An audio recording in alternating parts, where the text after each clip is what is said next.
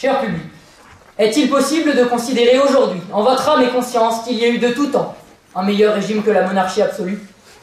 Fanatique, déraisonné, fou, rétrograde, mauvais citoyen, voilà les noms dont vous m'affublerez. Pourtant, point de folie dans mes paroles. Laissez-moi plutôt vous le démontrer. Les années les plus glorieuses de notre beau pays n'ont-elles pas eu lieu sous le règne de grands monarques? Souvenez-vous, mes amis, de Charlemagne qui repoussa les frontières du royaume jusqu'aux confins de l'Europe, de François Ier qui embellit la France et lui offrit moult progrès, de Louis XIV, le monarque absolu par excellence, dont la période du règne fut d'ailleurs nommée le Grand Siècle.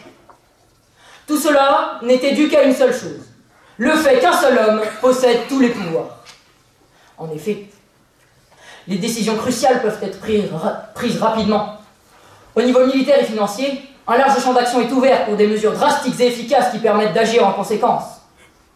Un État dirigé par un roi apparaît aux yeux du monde comme puissant et capable de réagir. Ensuite, un État qui fonctionne est un État uni. Et comme il ne peut y avoir plusieurs bords politiques, le pays ne s'entre-déchire pas entre droite, gauche et autres partis. Avec cela, terminer le repas de famille qui tourne à la débâcle.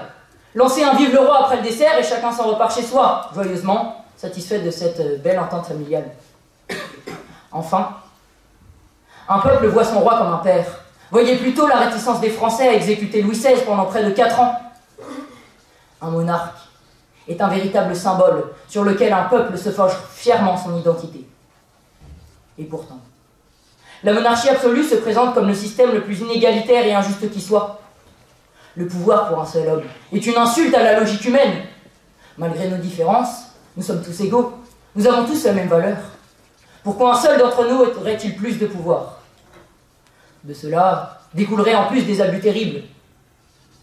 Si l'individu à la tête d'un État était mal intentionné, qu'est-ce qui l'empêcherait de commettre les pires horreurs? Rien ni personne ne pourrait s'y opposer. De plus, nul besoin d'un tyran pour être puissant. La preuve en est avec les États-Unis, qui, dirigés par une démocratie, possèdent la plus grande force armée du monde. On dit souvent que seul on avance plus vite, mais ensemble on va plus loin. Rien n'est plus vrai, mes amis. En laissant le pouvoir à un seul homme, on se prive des capacités, du génie et de l'expertise de certains autres. Lors de crises politiques, économiques ou sociales, lorsque le souverain lui-même perd les pédales, qu'y a-t-il de plus puissant que la force massive d'un peuple qui s'unit pour se relever? Cette force, mes amis, est brimée, est haïe, est mise en cage par la monarchie absolue. Face au peuple parisien, Louis XIV a eu l'audace de déclarer « L'État, c'est moi ». Mais aujourd'hui, la République française proclame fièrement que l'État, c'est nous.